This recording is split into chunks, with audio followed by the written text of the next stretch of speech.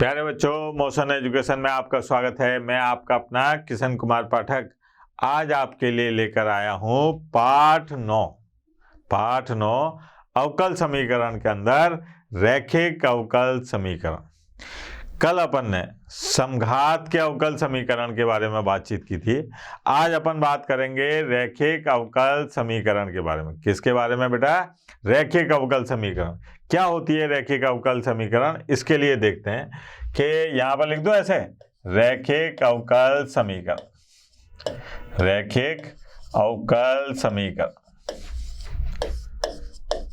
यह है सर। अब रैखिक अवकल समीकरण के दो रूप होते हैं, दो व्यापक रूप। मैंने यहां पर लिखा प्रथम व्यापक रूप।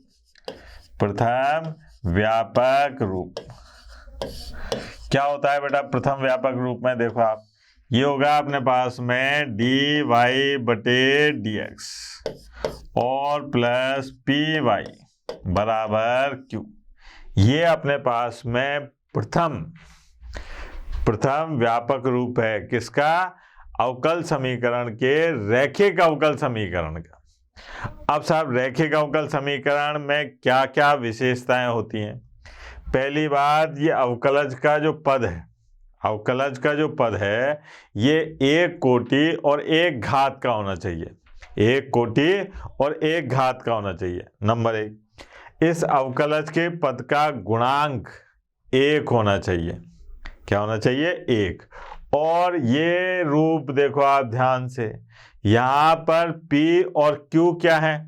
तो यहां पर P और Q जो है, P और Q जो है, ये क्या हो सकता है अपने पास में? अचर हो सकते हैं।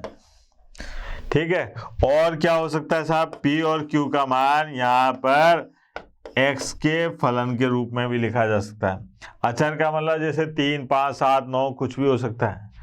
इसका x के फलन के लिए sin x, x की घात 3, e की घात x कुछ भी हो सकता है। तो ये है अपने पास में प्रथम व्यापक रूप। क्या है ये? प्रथम व्यापक रूप। द्वितीय व्यापक रूप के बारे में बातचीत करें। द्वितीय व्यापक रूप। अब द्वितीय व्यापक रूप में क्या आएगा बेटा? जरा देखें। यह आएगा dx बटे dy प्लस px और बराबर q। यह है ऐसा। यहां पर द्वितीय व्यापक रूप में dx बटे dy प्लस px बराबर q। यहां पर ये p और q जो है, ये क्या है बेटा? अचर। और साहब p और q और क्या हो सकते हैं? ये हो सकते हैं y के फलन, जो है fy लिख देता हूं, है ना, y के फलन। ये चीज है। अब आप अगर अपनी किताब के प्रश्नों को देखोगे तो 98% इस रूप में होंगे सवाल। ठीक है, 2% इसमें भी हो सकते हैं, इसलिए मैं दोनों रूपों को लेकर चल रहा हूं साथ में। यह है प्रथम व्यापक रूप, यह है द्वितीय व्यापक रूप। ऐसा भी हो सकता है कि dy बटे dx प्लस पी वाई बराबर क्यू आ जाए, या फिर ऐसा भी हो सकता है कि dx बटे dy प्लस पी एक्स बराबर क्यू आ जाए। ठीक है बेटा, पहली बात। इसमें अपने को एक शब्द सुनाई देगा, समाकलन गुणक। समाकलन गुणक यानी कि इंटीग्रेशन फैक्टर, जिसको अपन IF के नाम से भी जानेंगे। क्या होता है बेटा? देखो आप, समाकलन गुणक यह है सब। इसको अपन IF यानी कि इंटीग्रेशन फैक्टर के नाम से भी जानते हैं। कई लोग इसको IF करके लिख देते हैं, उससे ही समझ जाना चाहिए। अब होता क्या है कि यदि रैखिक अवकल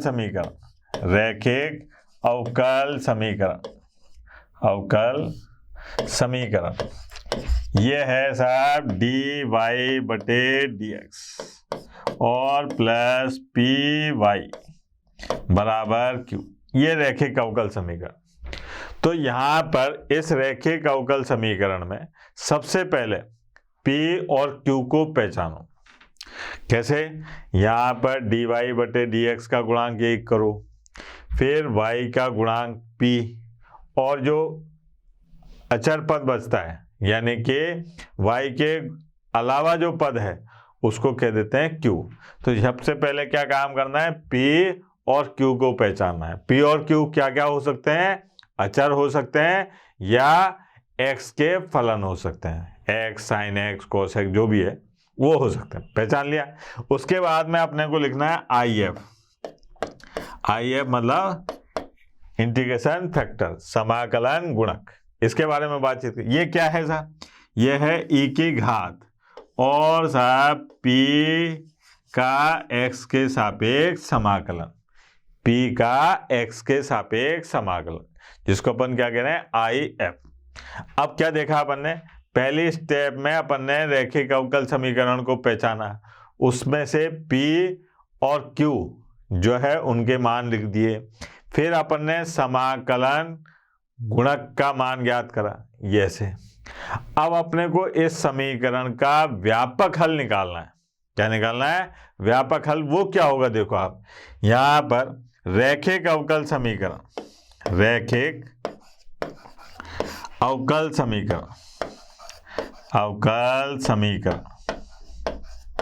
समीकरण का व्यापक हल, व्यापक हल क्या होगा बेटा, वो देखो आप, वो होगा y और गुणा IF, y गुणा IF बराबर यहाँ पर q गुणा IF और साहब x के सापेक्ष समाकलन और प्लस ये है साहब।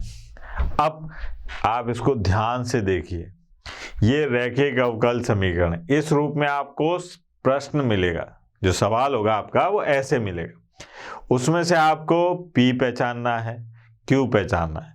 p और q पहचानने के बाद में आपको समाकलन गुणक यानी कि IF निकालना है। कैसे, e की घात p का समाकलन करो x के सापेक्ष।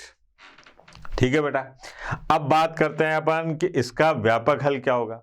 तो इसका ये मानक सूत्र है कि इस समीकरण का व्यापक हल जो है y गुणा IF बराबर q गुणा IF dx, यानी कि x के सापेक्ष समाकलन करना। और ये क्या है अपने पास में, समाकलन स्थिरांक। इसको सरल कर लेंगे। अब बालक ने कहा सर अगर ऐसे नहीं होती ये समीकरण, दूसरा रूप ली होती तब क्या होता, वो भी दिखा देते हैं बेटा। तब क्या होता है कि यदि रैखिक अवकल समीकरण, यदि रैखिक अवकल समीकरण, यदि रैखिक अवकल समीकरण dx बटे dy प्लस px बराबर q, ये वाला रूप ली होती, ये वाला रूप ली होती, तो यहाँ पर IF जो है वो क्या हो जाता, e की घात p और p का समाकलन किसके सापेक्ष करना है, y के सापेक्ष dy। ये आ गया। p का समाकलन किसके, लक्षण से लिख दूं भैया, p ज्यादा कुछ हो गया p में।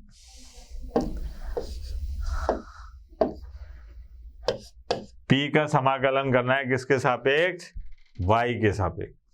अब इस समीकरण का रैखिक अवकल समीकरण, रैखिक अवकल समीकरण का व्यापक हल क्या होगा बेटा, ये देखें जरा। ये होगा अपने पास में x गुणा IF बराबर ये आएगा q गुणा IF और किसके सापेक्ष समाकलन करेंगे, y के, और ये समाकलन स्थिरांक। ये अपने पास में 3 स्टेप में है जिसमें रैखिक अवकल समीकरण का व्यापक हल ज्ञात करने का तरीका है। सबसे पहले रैखिक अवकल समीकरण को पहचानो। कैसे पहचानोगे कि अवकलज वाला जो पद है उसका गुणांक 1 होना चाहिए और एक कोटि और एक घात का होना चाहिए, पहली बात। दूसरी बात, p और q को पहचानो। पी और क्यू पहचानने के बाद में आई एफ निकालो, समाकलन गुणक।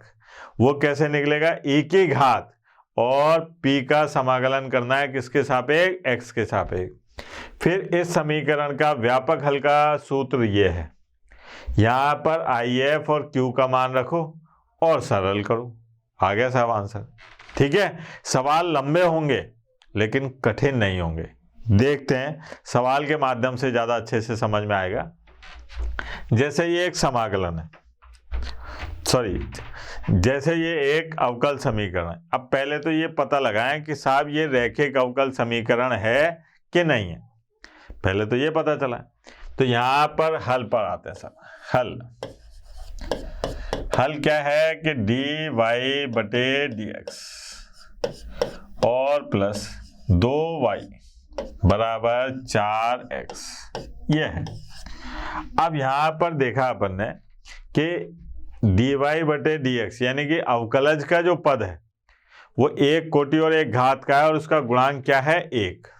तो इस समीकरण 1 को देखो तो ये कौन सा रूप धारित किए हुए? ये प्रथम व्यापक रूप धारण किए हुए। देखें यहां पर समीकरण 1 रैखिक अवकल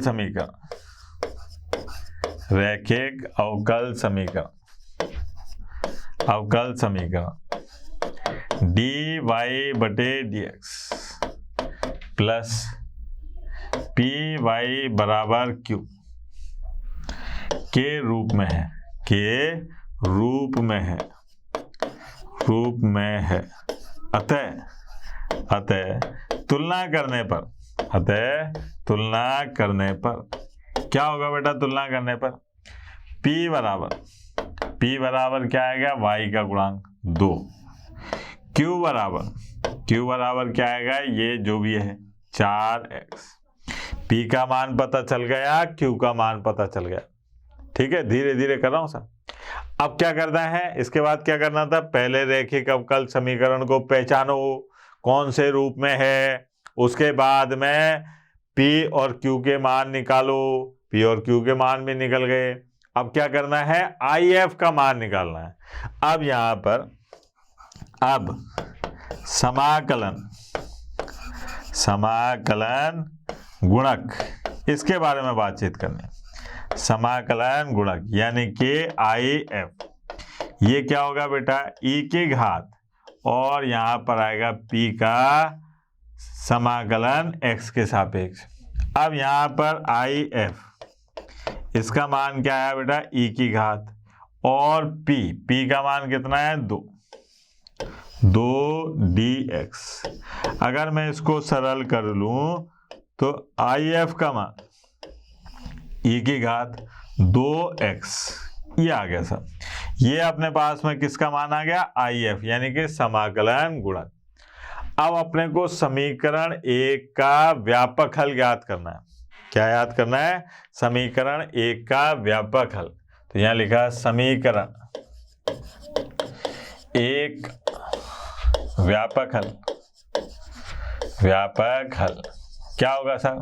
y गुणा IF और बराबर समाकलन Q गुणा IF और बेटा dx यानी कि x के सापेक्ष समाकलन। अब यहां पर मान रखता हूं मैं, तो देखो आप y गुणा IF का मान क्या है? E की घात 2x बराबर Q की बात करें तो Q का मान कितना है? 4x और E की घात 2x और dx, ये आ गया।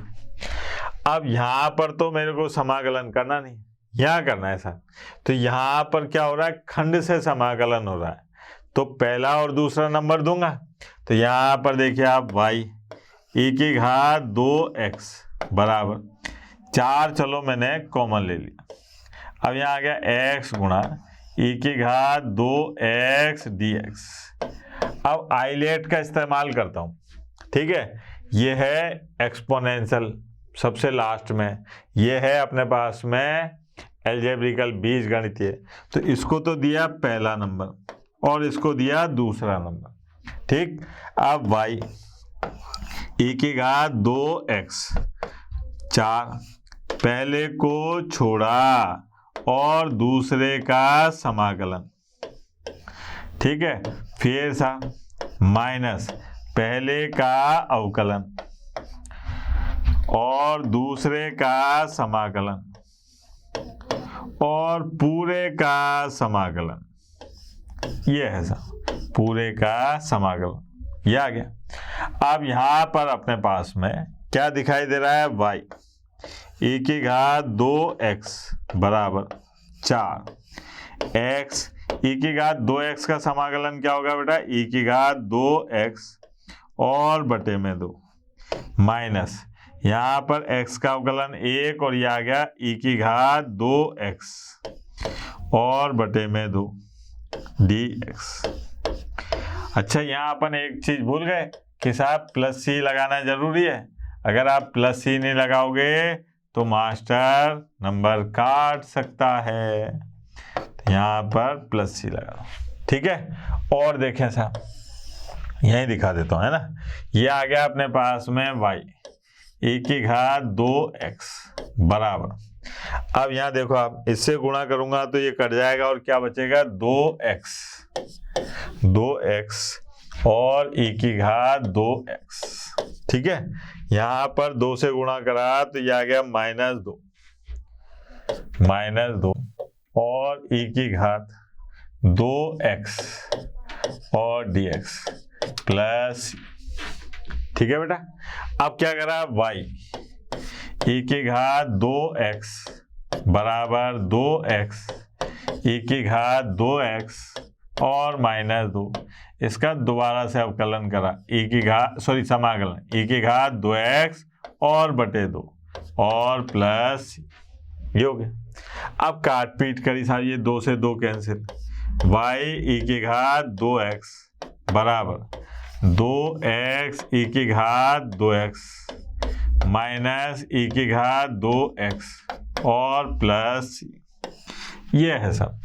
अब यहाँ पर y को अकेला करना है अपने को, तो y मैंने e की घात 2x का सब में भाग लगाया, तो यहाँ पर आ गया 2x माइनस 1 और प्लस c गुणा e की घात -2x, ये आया अपने पास में समीकरण का व्यापक हल, ये है आंसर, ठीक है। सवाल लंबे होंगे लेकिन कठिन नहीं होंगे।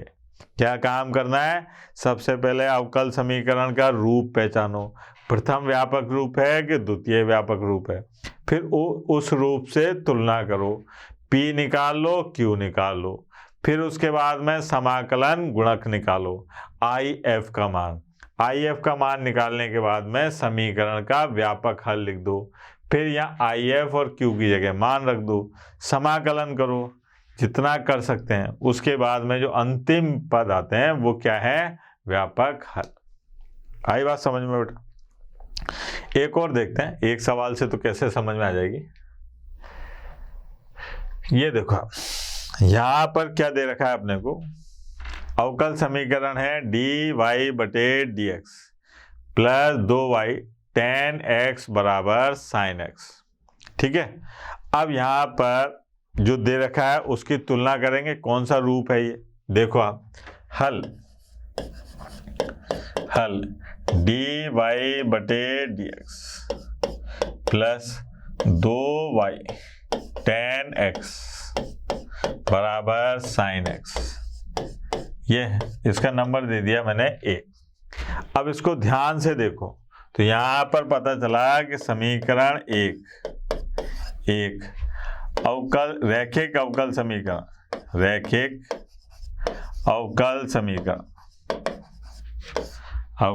समीकरण कौन सी वाली, dy बटे dx प्लस py बराबर q है ना, q के रूप में है, अतः तुलना करने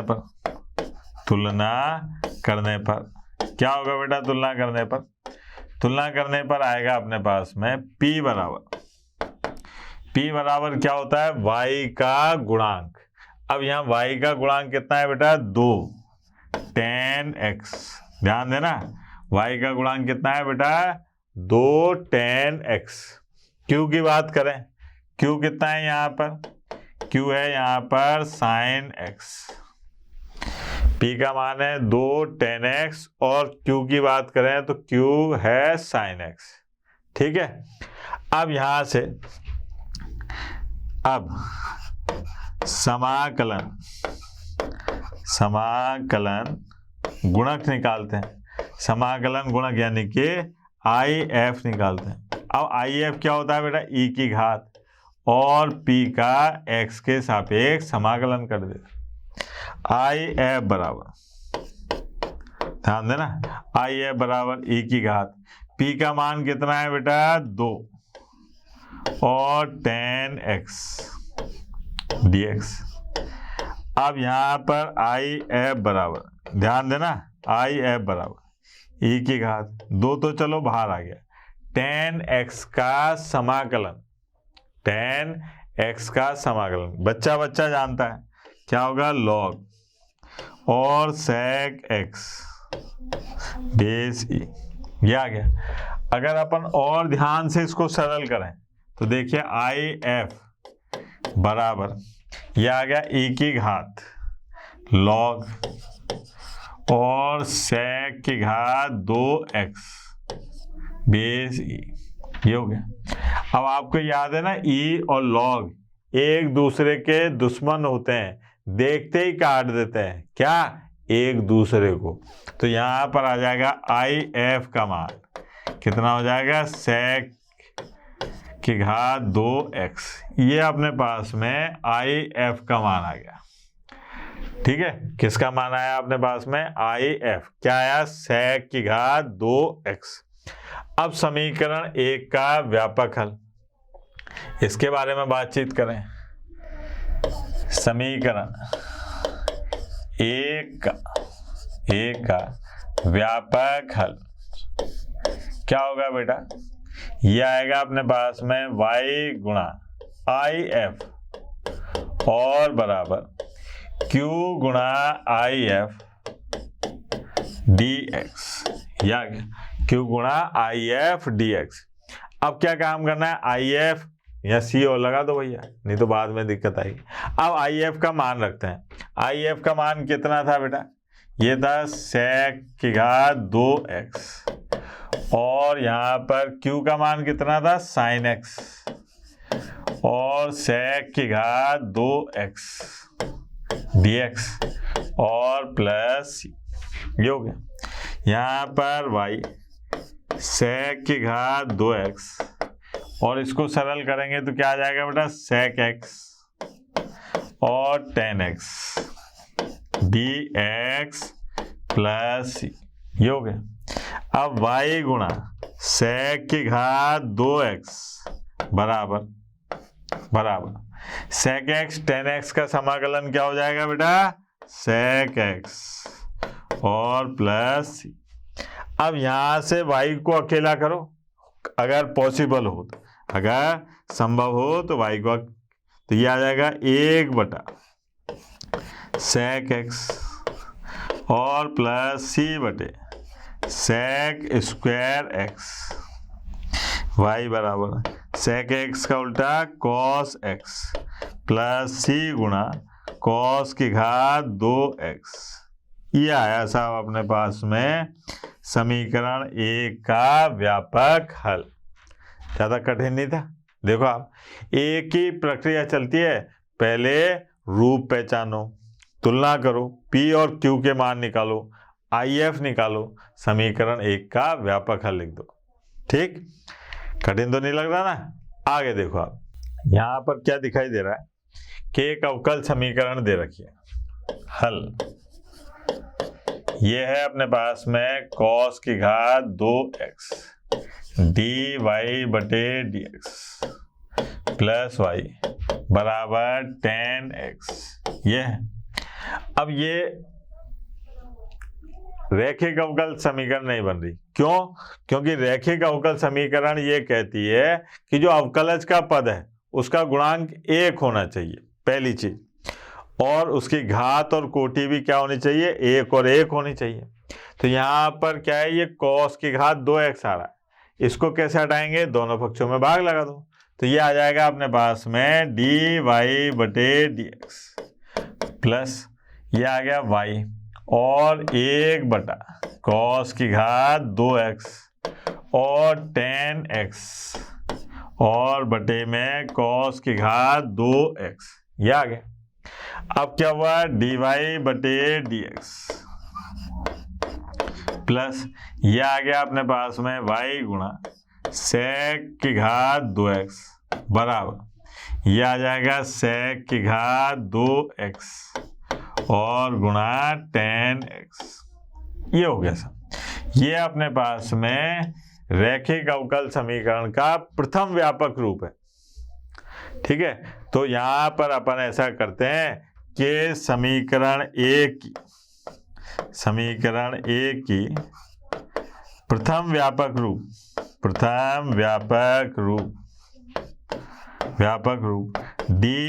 dy/dx प्लस py बराबर q से तुलना करने पर क्या हो जाएगा बेटा, तुलना करने पर जरा देखें, तुलना करने पर p बराबर क्या होगा, sec की घात 2x और q बराबर आएगा sec की घात 2x और गुणा tan x।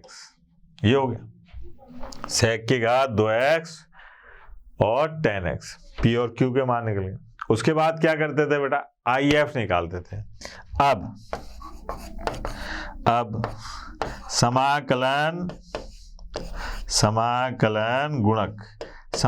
गुणक में क्या होता है, समाकलन गुणक ये होगा IF बराबर यह है e की घात में p का x के सापेक्ष समाकलन, यहां लिख देता हूं, है ना। अब IF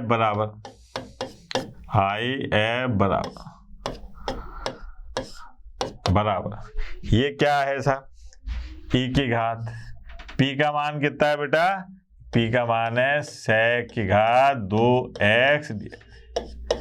अब ये तो बच्चा जानता है कि sec की घात 2x का समाकलन क्या होगा बेटा, वेरी गुड, e की घात, ये आ गया tan x।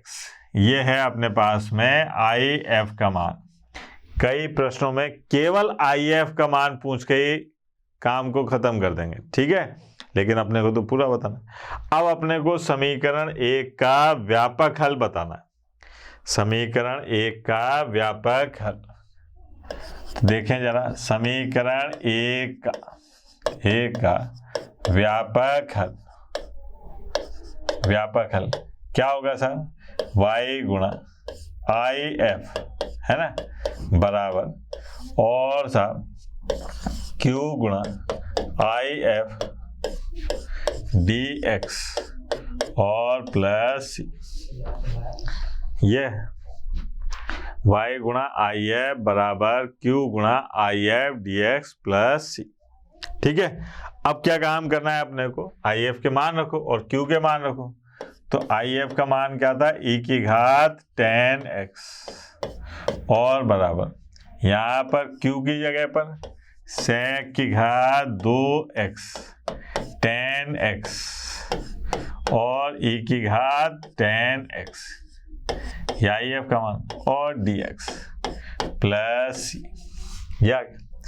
अब यहाँ पर भैया इसका समाकलन करो, देखने से ही बड़ा भयानक लग रहा है, देखो आप कितने बड़े बड़े सवाल आएंगे। अब यहाँ पर माना कि tan x बराबर t, x के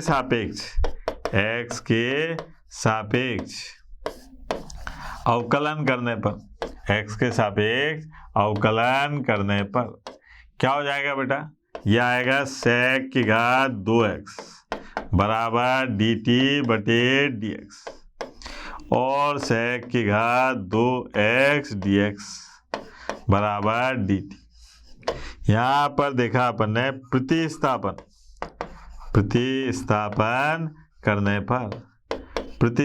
करने पर देखा y और e की घात 10x। बालक ने कहा यहाँ क्यों नहीं करा सर प्रतिस्थापन, यहाँ पर क्यों नहीं करा? तो यहाँ इसलिए नहीं करा क्योंकि ये समाकलन थोड़ी ना है, ये तो ऐसा ही है। इसमें क्या करेंगे अपन, यहाँ पर समाकलन में प्रतिस्थापन करना है। तो अपन ने क्या काम करा कि यहाँ देखिए आप y गुणा e की घात 10x और बराबर इस 10x को क्या माना है t, तो ये आ गया t गुणा e की घात t और dt। ये हो गया t गुणा e की घात t और dt। अब साहब यहाँ पहला दूसरा रखना है, तो ये पहला नंबर और दूसरा नंबर। पहला दूसरा इसलिए रखना है क्योंकि इसका समाकलन खंड से करना पड़ेगा। खंड से समाकलन होगा तभी तो आगे बढ़ेंगे। अब खंड से समाकलन आना चाहिए। खंड से समाकलन कैसे होता है बेटा? खंड से समाकलन आगे वाले उस पर आते हैं। ये आ गया अपने पास में y और e की घात 10x। पहले को छोड़ा, दूसरे का समाकलन है ना, और साहब माइनस पहले का अवकलन और दूसरे का समाकलन और पूरे का समाकलन, पूरे का समाकलन। ये आ गया प्लस c।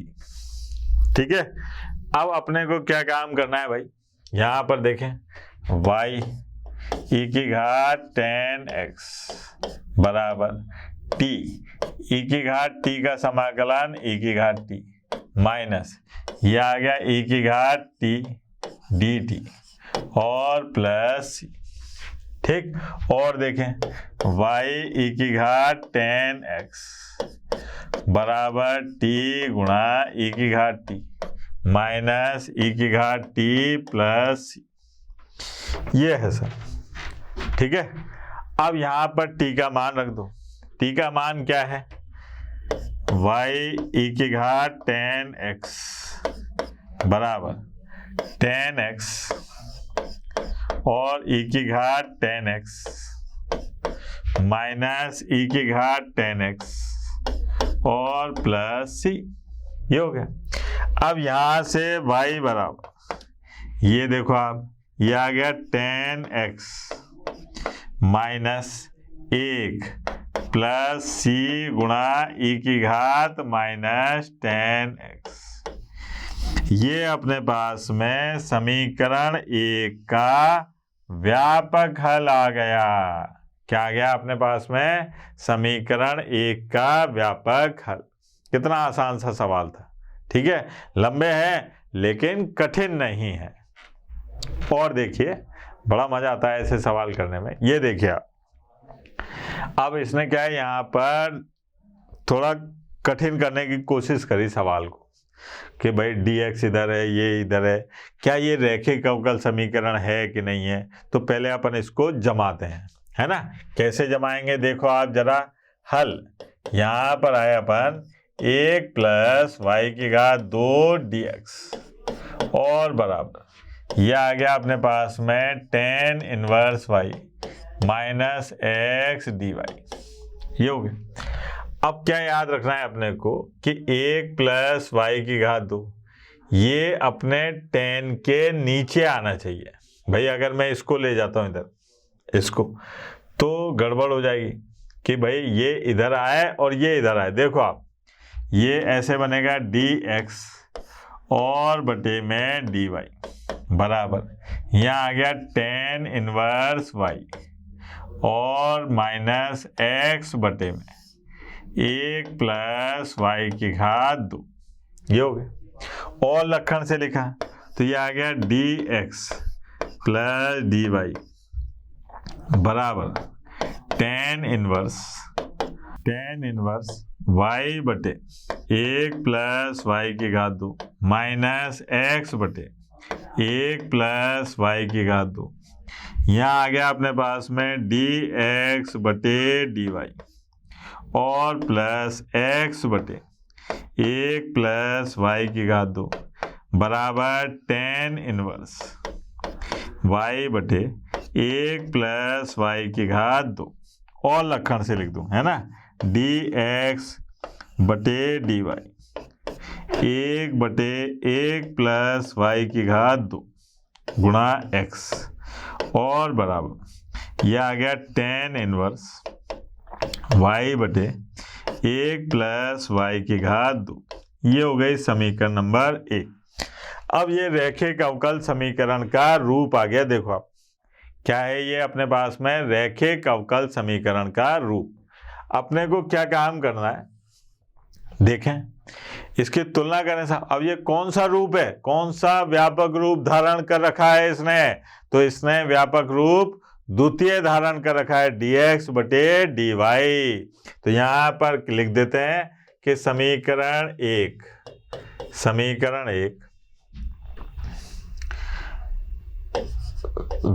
द्वितीय व्यापक रूप समीकरण 1 की द्वितीय व्यापक रूप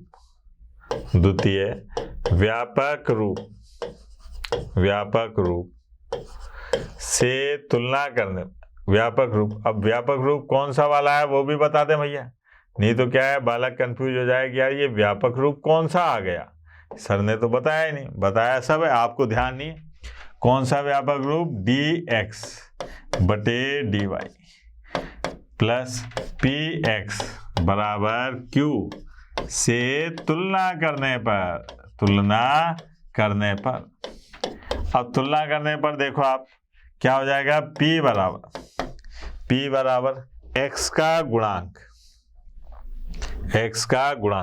क्या आएगा 1 बटे 1 प्लस वाई की घात 2।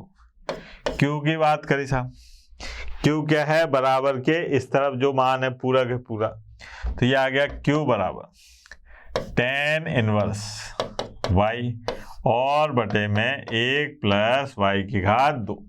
ये हो गया। अब क्या काम करना है अपने को कि समाकलन गुणक की बात करें। अब समाकलन गुणक यानी कि IF, इसकी बात करते हैं। तो IF बराबर क्या होगा यहाँ पर e की घात और p, लेकिन अब समाकलन किसके सापेक्ष होगा, देखो आप y के सापेक्ष यानी कि dy। अब इसका मान निकाल लो, e की घात और ये p की जगह है 1 बटे 1 प्लस वाई की घात 2 dy। अब यहाँ आ जाएगा e की घात और टेन इनवर्स y, ये आया साहब। IF का मान कितना आया अपने पास में, e की घात टेन इनवर्स y। IF का मान कितना आ रहा है बेटा, e की घात टेन इनवर्स y। और देखते हैं समीकरण 1 का व्यापक हल क्या होगा बेटा, ये होगा x गुणा IF, है ना, x गुणा IF और q गुणा IF। अब यहाँ किसके सापेक्ष समाकलन करेंगे, y के, क्योंकि रूप द्वितीय वाला है। तो यहाँ आ गया अपने पास में dy। क्या आ गया अपने पास में, dy। अब x IF का मान कितना आया था, e की घात और टेन इनवर्स y। अच्छा q का मान कितना है बेटा, अगर आप ध्यान से देखें तो q का मान था टेन इनवर्स y बटे में 1 प्लस वाई की घात 2। IF का मान कितना है, e की घात और टेन इनवर्स y और dy। ये मैंने सारे मान रख दिए, IF का भी रख दिया और Q का भी रख दिया। अब मैं इसका समाकलन करने, अरे ये तो प्रतिस्थापन द्वारा होगा, ये तो कुछ करना नहीं है। इधर देखते हैं, तो यहाँ पर माना कि टेन इनवर्स y बराबर मान लिया t। अब किसके सापेक्ष? y के सापेक्ष, y के सापेक्ष अवकलन करने पर, y के सापेक्ष अवकलन करने पर क्या हो जाएगा बेटा? y के सापेक्ष अवकलन करेंगे तो देखें जरा, यह आएगा 1/1 प्लस y की घात 2, यह आ गया dt/dy, तो यहाँ आ गया dy/1 प्लस y की घात 2 बराबर dt। ये हो गया। अब यहाँ देखें अपन, प्रतिस्थापन करने पर, प्रतिस्थापन करने पर क्या होगा साहब? प्रतिस्थापन करने पर यह आएगा x गुणा e की घात tan इनवर्स y। यहाँ तक तो कोई दिक्कत नहीं है। यहाँ पर देखें अपन, ये dy इसकी जगह तो आ गया dt, इसको मान रखा है t, तो ये आ गया t गुणा e की घात t और dt। ये हो गया सर, t गुणा e की घात t dt। आगे बढ़े, ये आया अपने पास में x गुणा e की घात tan inverse y, tan inverse y बराबर, अब t गुणा e की घात t, इसमें मेरे को पहला और दूसरा मानना पड़ेगा।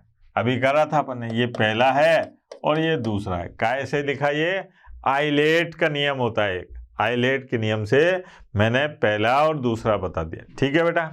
अब क्या काम करते हैं अपन, यहाँ पर x गुणा e की घात tan इनवर्स y बराबर, पहले को छोड़ा दूसरे का समाकलन, फिर माइनस पहले का अवकलन और दूसरे का समाकलन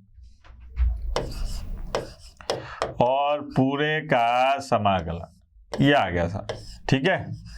अच्छा, यहाँ प्लस सी जरूर लगाते जाना, पहले लगाया नहीं लगाया भैया देख लो।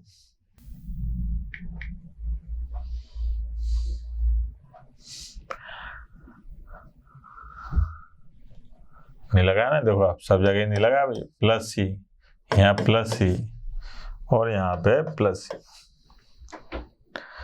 हाँ भाई, अब क्या हुआ अपने पास में, इसका समाकलन करते हैं, तो ये आ गया x गुणा e की घात tan इनवर्स y और t गुणा e की घात t माइनस ये आ गया 1 e की घात t और dt। ठीक है। फिर उसके बाद में प्लस सी, अब x गुणा e की घात tan इनवर्स y बराबर t गुणा e की घात t माइनस e की घात t प्लस सी। ये हो गया। मान रख दो t का, तो t का मान रखने पर क्या हो रहा है, x e की घात tan इनवर्स y और t की जगह पे क्या है, tan इनवर्स y e की घात tan इनवर्स y और माइनस e की घात tan इनवर्स y प्लस सी। x बराबर, इसको इधर ले जाओ, तो ये आ गया अपने पास में tan inverse y minus 1 plus c गुणा e की घात माइनस tan इनवर्स y। ये आया सब। ये है अपने पास में समीकरण 1 का व्यापक हल। ये रैखिक अवकल समीकरण का जो दूसरा रूप था, व्यापक द्वितीय रूप, उसके बारे में तुलना करने के बाद में फिर जो व्यापक हल प्राप्त हुआ उससे, ये देखिए आप, ये अपने को जो व्यापक हल प्राप्त हुआ ये कौन सा है, जो अपने पास में रैखिक अवकल समीकरण का द्वितीय व्यापक रूप था उसका व्यापक हल है। ठीक है। अपन इसके कुछ सवाल कल और करेंगे, आपकी किताब के भी कुछ सवाल लेंगे और नए बढ़िया सवाल भी लेंगे। तब तक के लिए टाटा, बाय बाय, धन्यवाद। कल फिर मिलेंगे इसी रैखिक अवकल समीकरण के नए और किताब के सवालों के साथ। आशा करता हूं हमारे टॉप एजुकेटर का यह लेक्चर आपको पसंद आया होगा। अगर पसंद आया है तो वीडियो को लाइक करिए, चैनल को सब्सक्राइब करिए और शेयर भी करिए, क्योंकि ज्ञान बांटने से बढ़ता है और सही बताऊं तो पुण्य भी मिलता है। मुझे सुनने के लिए बहुत बहुत धन्यवाद। Thank you.